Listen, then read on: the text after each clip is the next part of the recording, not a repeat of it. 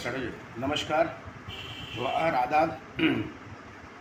आप सभी को छोटी दिवाली और दिवाली की हार्दिक शुभकामनाएं। जैसे कि आप जान रहे हैं कि आज दूसरे चरण के मतदान का जो नॉमिनेशन की प्रक्रिया होती है उसके दौरान आज स्क्रूटनी है, यानी सभी आज प्रत्याशियों को, जो प्रत्याशी ने नामांकन दाखिल किया है, वो उन सभी को आज स्क्रूटनी करके उनको ये बताया जाएगा कि क्या वो आगामी विधानसभा चुनाव में प्रत्याशी रहेंगे और क्या वो चुनाव लड़ पाएंगे या नहीं। चलिए, ये तो हुआ एक बात। दूसरी बात, मैं आप लोगों के पास में आता हूँ। आप जिस तरह देख रहे हैं राजनीतिक गतिविधियाँ जो अभी चल रहा है झारखंड में, हमें तो लगता है कि सत्ता पक्ष ज़्यादा मजबूत हो जा रही है और इसके पीछे कहीं ना कहीं विपक्ष का ही कारण है, जिसके चलते सत्ता पक्ष को मौका मिल गया और विपक्ष आज इतनी मजबूत स्थिति में है। अगर सत्ता पक्ष इतनी मजबूत स्थिति में है, अगर विपक्ष जो भारतीय जनता पार्टी एनडीए का गठबंधन है, जिस तरह से हर भ्रष्टाचार के ऊपर उन लोगों के द्वारा प्रहार किया जा रहा था, भ्रष्टाचार के ऊपर में जिस तरह से उन लोगों का पिछले 4-4.5 वर्षों तक लगातार एक आंदोलन करके सत्ता में बैठे जो सत्ता पक्ष के जो दल हैं उनके ऊपर में दबाव डाला जा रहा था, परंतु आखिरी के ये 2-3 महीने में हमें लग रहा है कि कहीं ना कहीं विपक्ष के द्वारा सत्ता पक्ष को वॉकओवर दे दिया गया है। अब क्यों बोलिएगा, इसके पीछे भी मैं आता हूँ। सबसे पहला बात जो ये है कि भारतीय जनता पार्टी के पास में जो 3 मुद्दा था, सबसे पहला मुद्दा था जो देश का था, वो था राम मंदिर। वो मुद्दा भारतीय जनता पार्टी का ख़त्म हो गया, राम मंदिर बन गए। श्री प्रभु चरणों में हमारा शीश। और ये राम मंदिर का मुद्दा ख़त्म होते ही एक सबसे बड़ा मुद्दा था जो था परिवारवाद और घुसपैठिया। पहले मैं परिवारवाद में आता हूँ, घुसपैठिया में बाद में आऊँगा।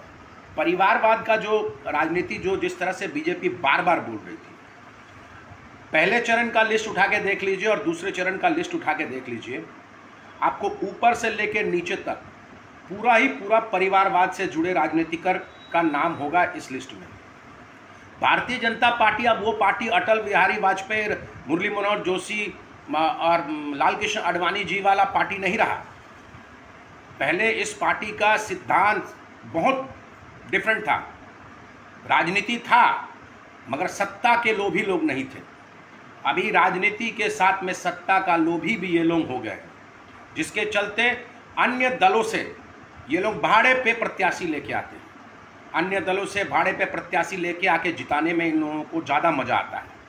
मैं भारतीय जनता पार्टी से पूछना चाहूँगा कि नाला विधानसभा क्षेत्र में 95,000 आपको वोट मिला 2024 के लोकसभा चुनाव में। क्या 95,000 जो देवतुल्य कार्यकर्ता और समर्थक और वोटर थे, उसमें आपके पास में कम से कम 2 दर्जन से अधिक नेता था? क्या आपके पास में आपका इतना शक्ति नहीं था कि इन 2 दर्जन नेताओं में से किसी एक नेता को आप चुन लेते, जो स्थानीय था, जो शिक्षित था, जो युवा था, जो यहीं का था, कहीं बाहर से उड़ के नहीं आया? परंतु आपने ऐसा नहीं किया। आपने दूसरे दलों से आए नेताओं को उनका ताजपोशी किया।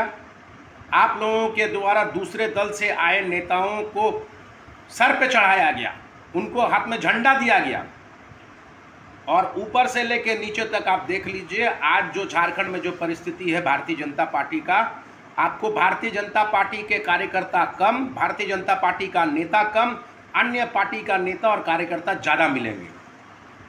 अब जो तीसरा जो सबसे बड़ा मुद्दा है, असम के माननीय मुख्यमंत्री, झारखंड चुनाव सह प्रभारी श्री हेमंत बिस्वा शर्मा जी के द्वारा एक बहुत ही अच्छा और बेहतरीन मुद्दा उठाया गया था, वो था घुसपैठिया। घुसपैठिया का जो मुद्दा था, मैं तो बहुत खुश हो रहा था कि हेमंत बिस्वा शर्मा जी दूसरे राज्य से आके हमारे राज्य में इतना एक महत्वपूर्ण मुद्दा उठाए हैं। इस मुद्दे से जनता के बीच में एक संदेश अच्छा जाएगा, क्योंकि ये वास्तविक चीज़ है कि हमारे राज्य में ही नहीं पूरे देश में आप देख लीजिए घुसपैठिया रोहिंगी घुसपैठिया एक बहुत बड़ा मुद्दा है। हमारे भारतीय लोगों नौजवानों का रोजगार चला जा रहा है इन घुसपैठियों को मेंटेन करने के चक्कर में। हमारा जल जंगल जमीन चला जा रहा है इस घुसपैठियों के चलते। ये घुसपैठिया हमारा जो अभी वर्तमान में जो हमारा एसटी समाज जो आदिवासी समाज है उसका जो ग्राफ है वो कम जा रहा है, क्योंकि ये घुसपैठिया उस समाज के ऊपर में कहीं ना कहीं धीरे धीरे कब्जा जमा रहा है। तो बहुत बड़ा मुद्दा था, मगर अब भारतीय जनता पार्टी के पास में वो मुद्दा भी हाथ से चला गया। इसलिए चला गया क्योंकि भारतीय जनता पार्टी तो खुद स्वयं घुसपैठियों को सर पे चढ़ा के उनकी ताजपोशी कर रही है। अब आप नाला विधानसभा को देख लीजिए, एक बाहरी घुसपैठिया नाला विधानसभा से टिकट ले लिया और भारतीय जनता पार्टी उसकी ताजपोशी कर दी है। तो ये जो मुद्दा था जो 3 था भारतीय जनता पार्टी का, कि पहला था राम मंदिर, वो पूरा हो चुका। परिवारवाद पे अब भारतीय जनता पार्टी कोई कुछ बोल नहीं सकेगी, क्योंकि पूरा लिस्ट उठा के देख लीजिए। और घुसपैठिए में भी अब भारतीय जनता पार्टी कुछ बोल नहीं पाएगी, क्योंकि पूरा ऊपर से लेकर नीचे तक इन लोगों ने घुसपैठियों को ही जगह दिया है, स्थान दिया है। तो मैं लोगों से सिर्फ इतना कहना चाहूँगा, आगामी जो विधानसभा आ रहा है, मैं जनता से एक चीज़ आग्रह करूँगा। आप तो देख चुके हैं कि किस तरह से काट छाट जो चल रहा है। हम लोगों को रोकने का तो दोनों तरफ सत्ता पक्ष के दल के द्वारा कोशिश किया गया, विपक्ष के द्वारा भी कोशिश किया गया, मगर हम रुके नहीं। हमको ना कोई खरीद सका, ना रोक सका, ना तोड़ सका, ना मोड़ सका, कुछ नहीं कर सका। मैं नाला की जनता से सिर्फ इतना कहना चाहूँगा कि जिस तरह से भारतीय जनता पार्टी और अन्य दलों में जिस तरह से बंटवारा हो रहा है, जो काट छाट जो चल रहा है, अभी हाल ही फिलहाल में नया पार्टी बना जिसका नाम JBKSS फिर JKLM था, उस पार्टी में भी 2 फाड़ हो गया। अब एक नया पार्टी JBKSS बन गया। तो आप समझ लीजिए राजनीति किस तरह से घिनौना हो जा रहा है और किस तरह से गंदा हो जा रहा है। यहाँ कोई राजनीति करने नहीं आया, यहाँ जनता सेवा राजनीति का भाव नहीं रहा। अब राजनीति का उद्देश्य हो गया है पैसा कमाना, सत्ता में रहना, पावर रहना। पहले हम लोग राजनीति करते थे, राजनीति का उद्देश्य होता था कि जनता जो निर्धन जनता है, गरीब जनता है, उसको हम लोग किस तरह से मेन स्ट्रीम लाए, उसको मदद करें, उसको कैसे उसको समृद्ध बनाया जाए। मगर अब वो ऐसा कुछ नहीं रहा। राजनीति का मतलब सत्ता, पैसा, इसका पावर।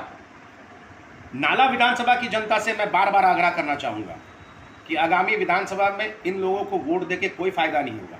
आप देख लीजिएगा 2019 के चुनाव में जिस तरह से आप लोगों ने इनको वोट दिया, उसके बाद में 5 वर्षों तक आप जब भी फ़ोन करते थे कि दादा हमारे गांव में चापाकल खराब हो गया, तो आपका कोई चापाकल नहीं ठीक करता था। बोलता क्या था, हम तो अब सत्ता में नहीं हैं।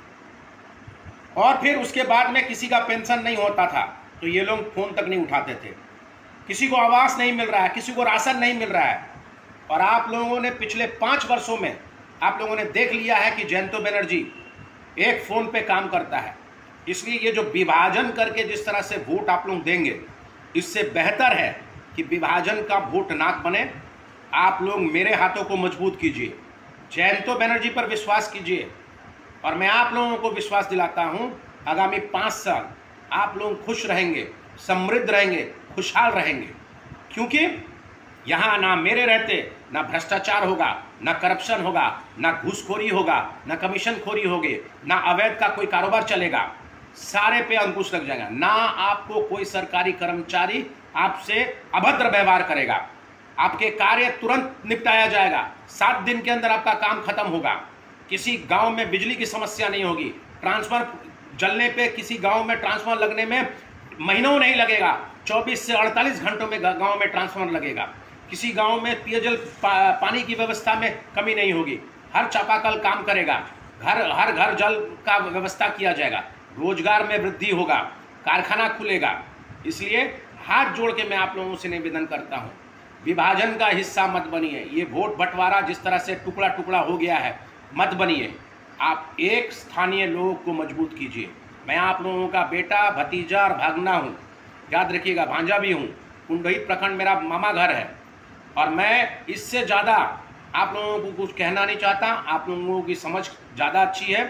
जनता से मैं सिर्फ इतना अनुरोध करूँगा कि वोट के समय थोड़ा सोच समझ कर वोट करें। कौन स्थानीय है, कौन आपका फ़ोन उठाता है। और ये लोग तो आपके वोटर भी नहीं हैं, जिनको भारतीय जनता पार्टी जो घुसपैठिए को जो टिकट दिया है, वो तो इस क्षेत्र से नहीं था। क्या भारतीय जनता पार्टी के जो प्रत्याशी हैं, क्या वो अपने आप को वोट देंगे? आप जरा उनसे पूछिएगा कि उनका कौन सा बूथ नंबर कौन सा है जिस बूथ में वो अपने आप को वोट देंगे। तो जो व्यक्ति अपने आप को ही वोट नहीं दे सकेगा, वो आपसे वोट मांगने का अधिकार कहाँ रखता है? पहले वो अपने आप को वोट दे, तब आपसे वो वोट मांगने का अधिकार रखे। इससे पहले वो वोट के बारे में आपसे बात ही ना करें। और घुसपैठिया वाला जो मुद्दा है, आज उस पर पूर्ण विराम लग चुका है, क्योंकि भारतीय जनता पार्टी ने घुसपैठिया का मुद्दा ही खत्म कर दिया है। मैं जनता से आग्रह, आप जाते जाते मैं जनता से आग्रह कर रहा हूं, अभी मैं जामताड़ा निकल रहा हूं।